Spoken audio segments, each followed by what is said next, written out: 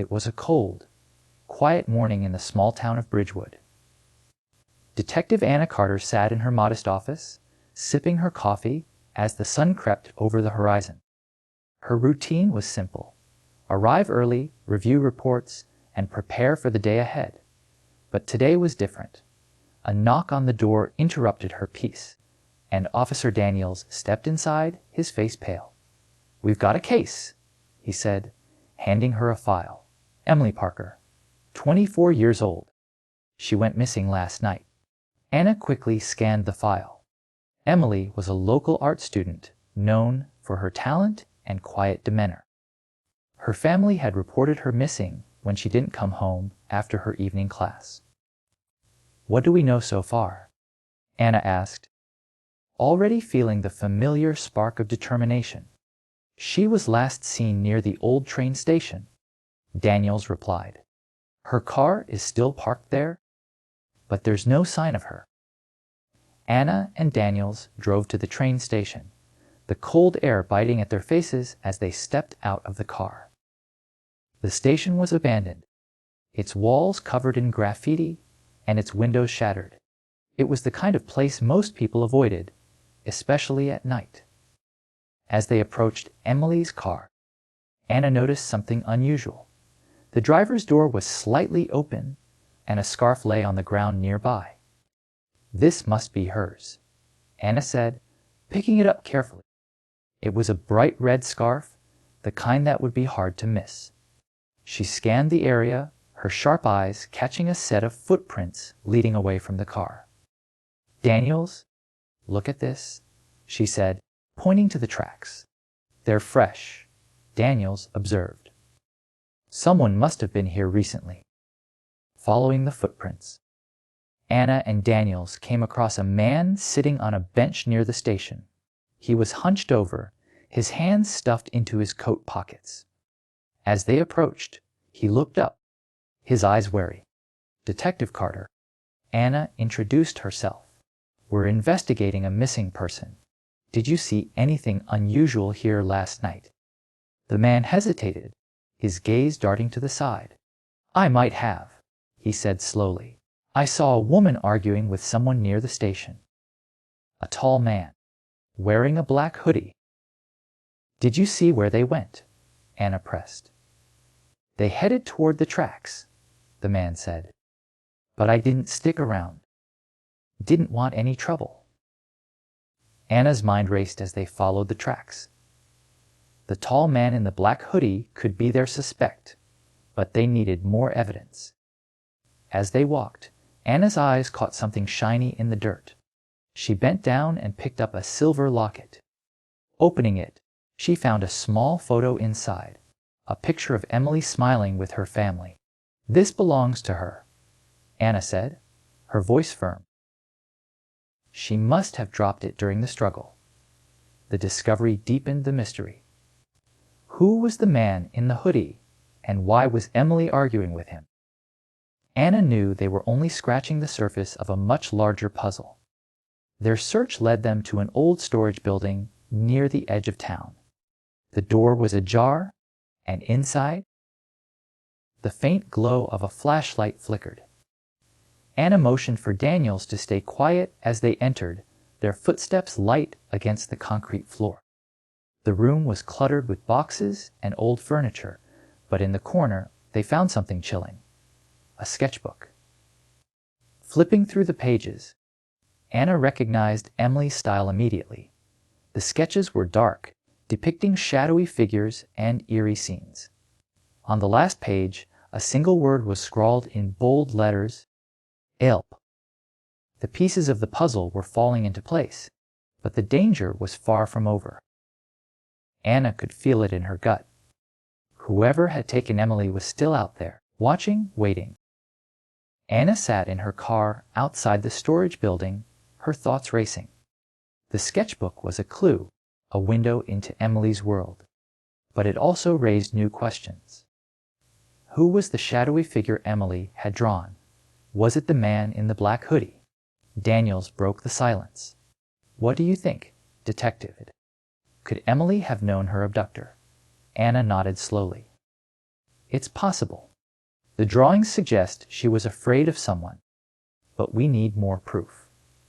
They decided to dig into Emily's background, starting with her art class. Let's talk to her teacher, Anna said. Maybe they noticed something unusual. The art studio was quiet, the smell of paint lingering in the air. Emily's teacher, Ms. Harper, greeted them with a concerned expression. I heard about Emily, she said. This is terrible.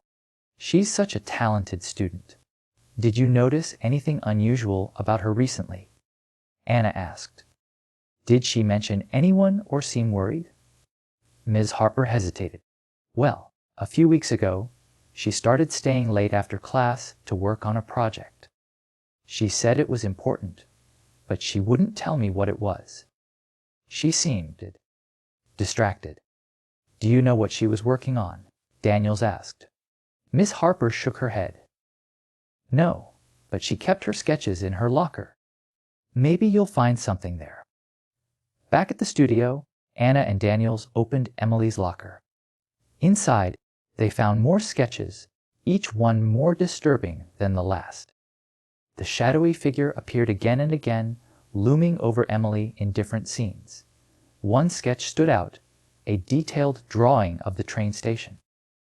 In the corner, Emily had written a date and timing: Friday, 8 p.m. This must be when she went missing, Daniel said. She planned to meet someone there.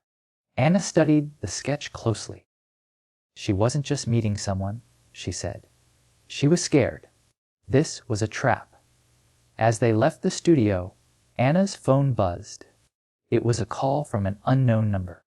She answered cautiously. Detective Carter. A deep voice replied, distorted and chilling. You're getting too close, detective. Stay out of this, or you'll regret it. The line went dead, leaving Anna gripping her phone tightly. Daniels looked at her, alarmed. What was that? Someone who doesn't want us to find Emily, Anna said grimly. But now we know we're on the right track. The team worked late into the night, piecing together what they had. The man in the hoodie was still their prime suspect, but now they had a time and place. Friday, 8 p.m. at the train station.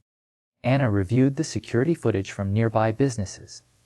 At 7:55 p.m., a black car pulled into the station's parking lot. A tall man got out, wearing a hoodie. Moments later, Emily arrived, her movements hesitant. The two exchanged words, and then the man grabbed her arm. He forced her into the car, Daniel said, his voice tense. Anna paused the footage. Look at the license plate. We've got him. Tracing the plate led them to an abandoned warehouse on the outskirts of town. The building was dark, its windows boarded up. Anna and Daniels approached cautiously, their flashlights cutting through the shadows. Inside, they found more of Emily's belongings.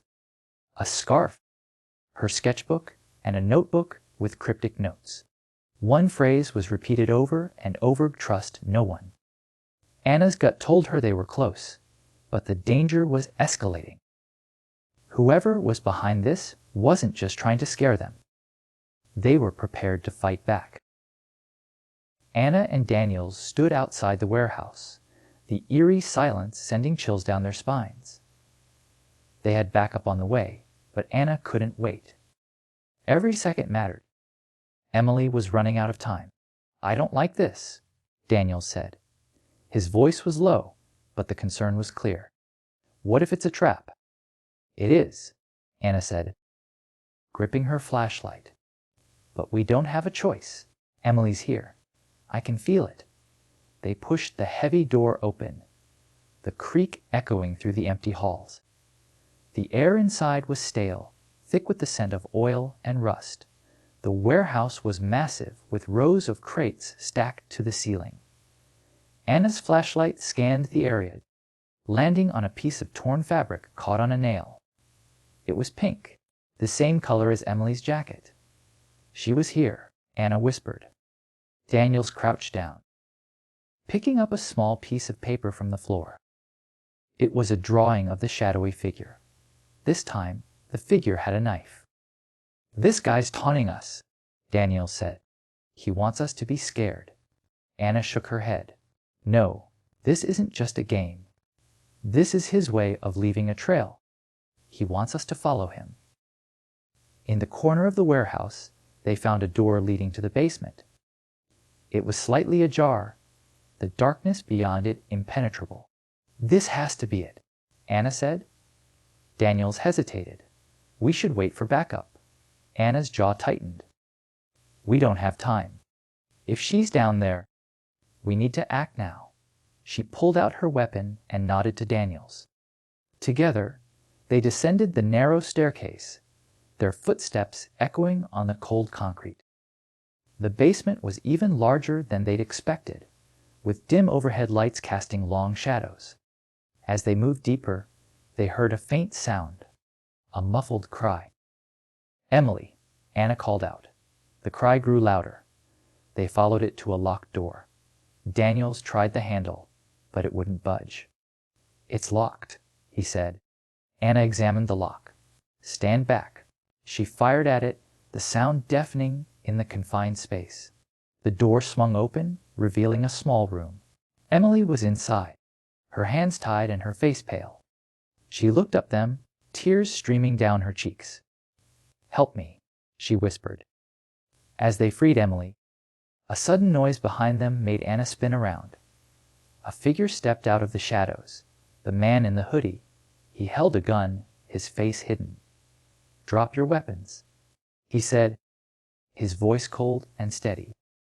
Anna and Daniels exchanged a glance. They were trapped, but Anna wasn't ready to give up. "You don't have to do this," she said, her voice calm but firm. "It's over. Let her go." The man laughed. "It's not over. This is just the beginning." Daniels slowly raised his hands, distracting the man while Anna inched closer. She saw her chance and lunged, knocking the gun from his hand. A struggle ensued, the two of them grappling in the dim light. "Get Emily out of here," Anna shouted to Daniels. Daniels grabbed Emily and led her toward the stairs. Anna fought with everything she had, finally pinning the man to the ground. "You're not going anywhere," she said, cuffing his hands behind his back. Outside, the flashing lights of police cars illuminated the night. Emily was safe, wrapped in a blanket and sitting in the back of an ambulance. Anna emerged from the warehouse, bruised but relieved. She looked at Emily and gave her a small smile. "You're safe now." Emily nodded, her voice trembling. "Thank you." The suspect sat in the interrogation room, his hands cuffed to the table. His hoodie had been removed, revealing a pale, unshaven face. He stared at the two-way mirror, a smirk playing on his lips. Anna stood behind the glass, watching him carefully. Daniels leaned against the wall beside her, his arms crossed. "He's too calm," Daniels said. "He thinks he's in control." Anna nodded. "Let's change that." She entered the room, her steps confident and deliberate. She placed a thick folder on the table and sat across from him. "You've been busy, haven't you?" The man chuckled, leaning back in his chair. "Busy? I don't know what you're talking about." Anna opened the folder, revealing photos of Emily tied up in the basement. "You think this is a joke? You kidnapped a child. That's not something you can laugh off." He shrugged. "You're assuming I did it. Maybe someone else left her there." Anna's jaw tightened. "We have evidence. Your fingerprints on the lock, her description of you, and the trail you left. You wanted us to find her. Why?" The man leaned forward, his eyes glinting with malice. "Because it's fun. Watching you scramble, trying to play hero. It's pathetic." Outside the interrogation room, Daniels was reviewing Emily's statement. She had described the man in detail. His voice, his clothes, even the scar on his hand. Daniels re-entered the room, placing a small voice recorder on the table. "Emily remembered everything," he said. You didn't scare her enough to forget? The man's smirk faltered for a brief moment, but he quickly recovered. Kids have wild imaginations. You can't trust what they say. Anna leaned closer, her voice low and steady. She's braver than you'll ever be, and she's going to help us put you away for a long time. Hours passed, and the interrogation continued.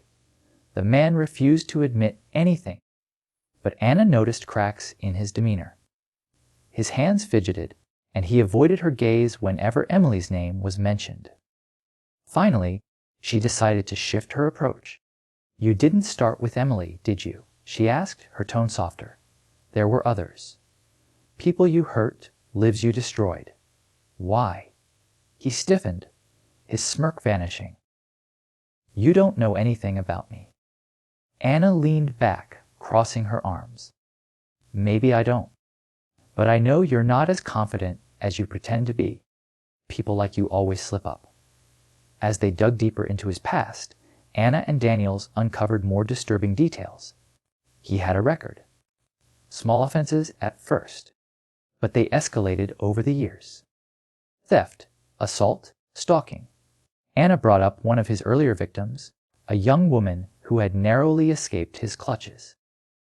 She described you the same way Emily did, Anna said.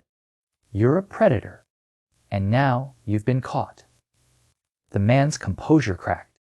He slammed his hands on the table, glaring at Anna. You don't understand! They deserved it! Anna didn't flinch. Deserved what? Tell me. His outburst was the break they needed. Over the next hour, he spilled everything, his frustrations, his twisted justifications, and his plans for Emily. She wasn't supposed to be found. He admitted, his voice shaking. Not yet. I wanted more time. Anna's stomach turned, but she kept her focus. Time for what? To show the world how blind they are, he said. People like me were invisible. But not anymore.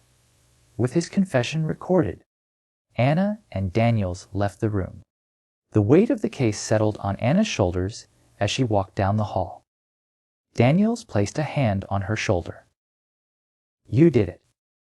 Emily's safe, and he's going away for life. Anna nodded, though the victory felt bittersweet. One less monster on the streets, she said. But there are always more. As they exited the station, the morning sun was rising. Anna looked up at the sky, determined to keep fighting for justice. The news of the arrest spread quickly, with headlines praising the police for rescuing Emily and catching the kidnapper. But for Anna, the case didn't feel over. She sat at her desk, looking at the evidence board. Photos of Emily, the suspect, and other loose ends stared back at her. Daniels walked in, holding 2 cups of coffee. You should take a break, he said, placing one in front of her. The case is closed. He confessed. Anna sipped her coffee, shaking her head. There's something we're missing. He said Emily wasn't supposed to be found yet. What was he planning? Meanwhile, Emily was safe at home with her parents. She was quieter than usual, her big eyes filled with thoughts she couldn't put into words. Her mother sat beside her on the couch, brushing her hair. It's okay now. Sweetie, her mother whispered. You're safe. Emily nodded but didn't speak.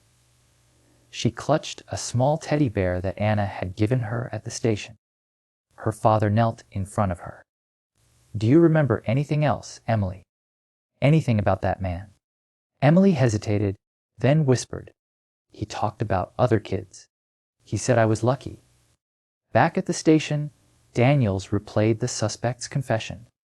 Anna was right. There was more to his plan. He wanted to send a message, Daniels said, leaning back in his chair. Anna stared at the board, her mind racing. He didn't just want attention. He wanted to prove something. What if Emily was just the beginning? They pulled up missing person reports from the last year, focusing on cases with similar patterns. The results were chilling. 3 other children had gone missing in the same area, all around the same age.